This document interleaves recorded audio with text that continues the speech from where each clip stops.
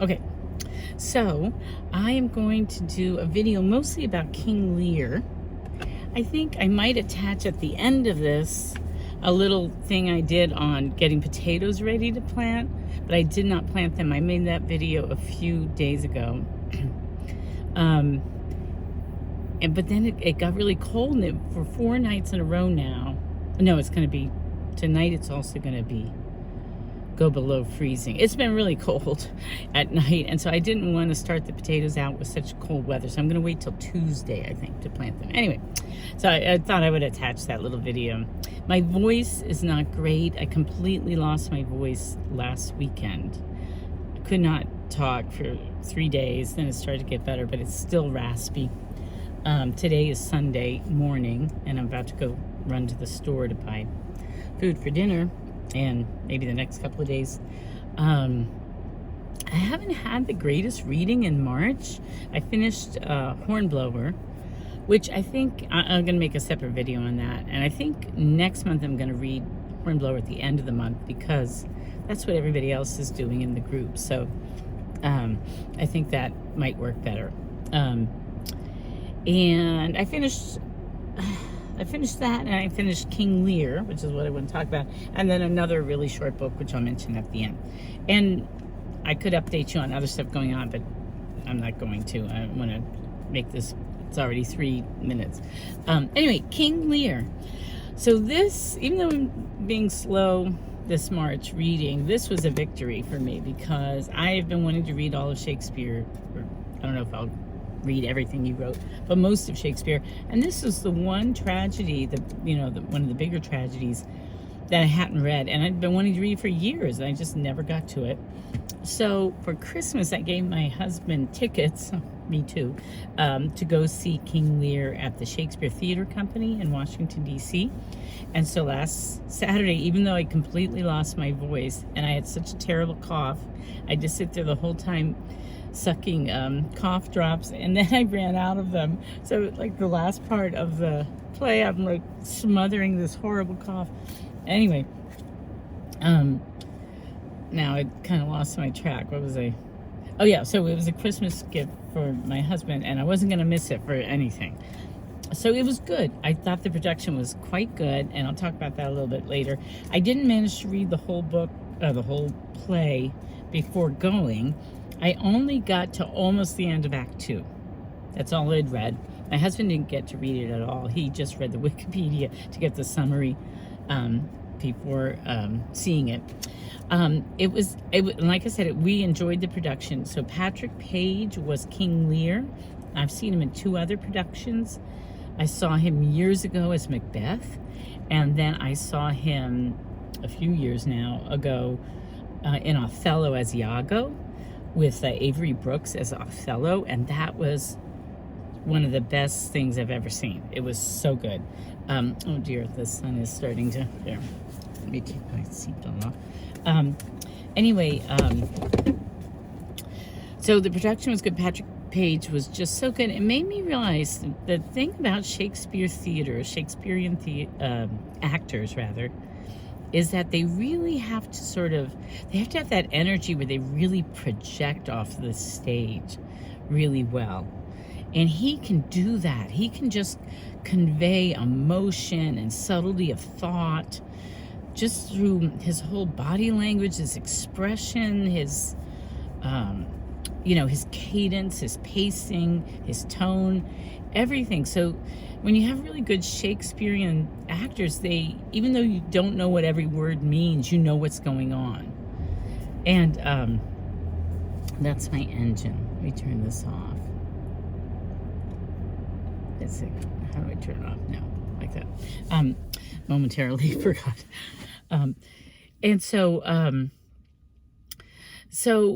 he was really good at that. And I think the guy who played Gloucester was pretty good at it. And the guy who played Edmund was not bad. But I do think that most of the cast, they knew their lines, I think. I mean, I only read part of it. Plus, they really abridged it.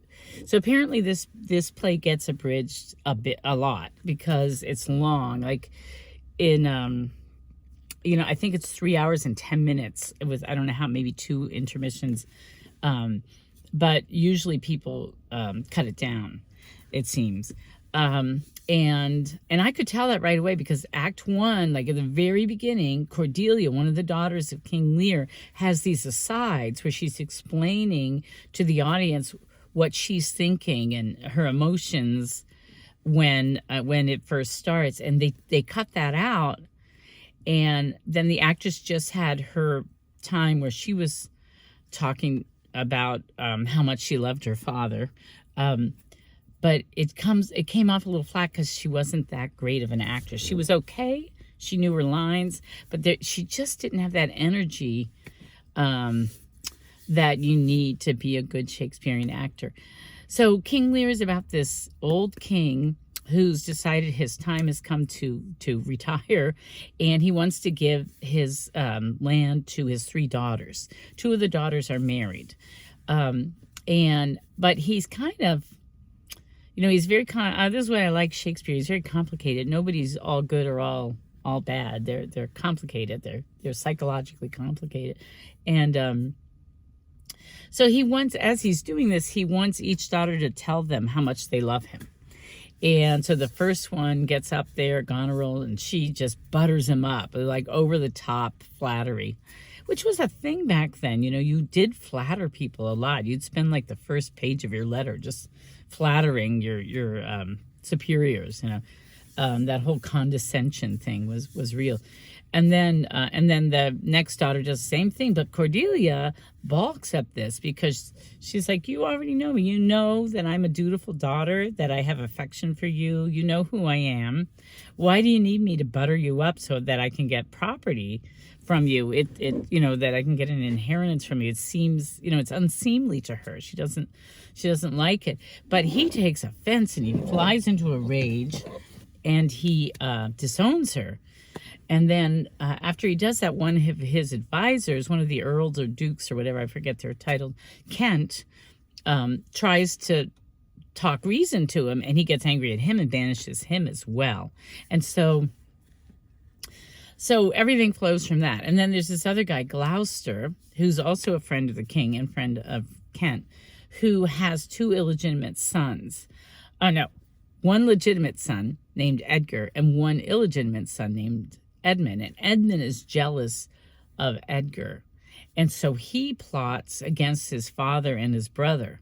So the play has lots of themes. It's the relationship of aging parents with their children, and how the parents might be imperfect, or they might be getting old and maybe a little senile, maybe a little unreasonable, and what's the duty of the child, the adult child, to the aging parent, and how it changes the dynamics of their relationship.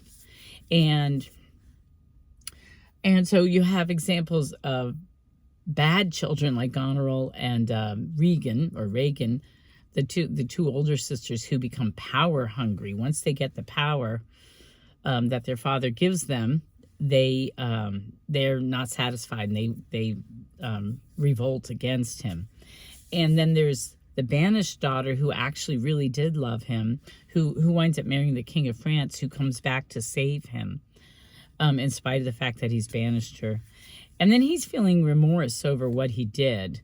But what happens is the daughters revolting against him drives him into madness. So another theme of the play is sort of madness, or being a fool, being foolish, but somehow being more perceptive or really understanding what's going on morally in that state, even though the sane people are being really evil. They're overcome with power and lust, and morally they're bad. Whereas the fool, that King Lear has a fool that he really trusts, who can really speak the truth to him, but he's like a court jester. And then Kent gets banished, but he comes back in disguise, and so he's kind of acting erratically and kind of doing unexpected things. So he's sort of like a little bit like a fool, and then like a court fool. And then King Lear's madness, And then Edgar, when he gets betrayed by his brother Edmund and runs away, he disguises himself as an old mad beggar. So he's also pretending to be mad or a fool. So there's just a lot going on in the play. There really is. It's very tragic. It ends really tragically. Almost everybody dies. And in fact, it was so tragic that people rejected the ending. And for many years, they made it a happier ending. They just didn't, they thought it was, I guess, too tragic. And Samuel Johnson was one of those who thought that the ending was too much. So this production, like I said, it was good. We really enjoyed it. Patrick Page was wonderful. Some of the actors really wonderful. I think the director made this decision to make it shorter by cutting some things, which probably was all right. But they also, I think they just spoke too fast. I think it just moved too fast. Like, I think he wanted to be really fast paced, whereas it's actually, I think that diminishes the depth of the tragedy. And I think it made the actors who weren't quite there with their ability to do Shakespeare, I think it hurt their performance. Maybe it didn't let them shine. So I don't know if I agreed with the direction. And they also did a couple of kind of gross sexual things, which I know that Shakespeare is very bawdy and he kind of lends himself to that. But that always makes me cringe. And this particular theater company always, I mean, you can bet on it, will always do something like that. Will always. Because that's just what they do. But other than that, it wasn't enough to really, I just shut my eyes for a few seconds, a couple of times. But other than that, it was good. So so after we saw it, I came back and finished reading it, and I really enjoyed it. It's so thought-provoking. Shakespeare really was great. He really was. And I really enjoyed this edition. This is an Ignatius Critical Editions, which I don't know if they're producing them anymore. But the notes were really, really helpful. Like, I found them really helpful. And at some point, I want to read Samuel Johnson's criticism. It has all this, people writing articles about the play. And I would love to have the time to just sit and read them so I can understand more. But anyway, yeah, I really am glad that I finally got to see King Lear and I finally read King Lear. And that's just a really good bucket list thing for me because I'm proceeding in my quest to read more Shakespeare.